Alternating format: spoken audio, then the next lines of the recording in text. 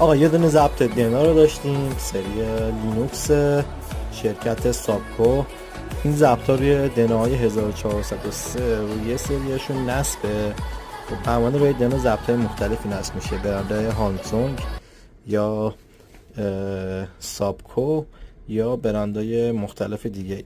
خب دوستان عزیزم، کسانی که این محیط، ببینید هر ضبطی یه محیطی داره واسه یه پسورد خواستن، کلا تماشون فرق میکنه.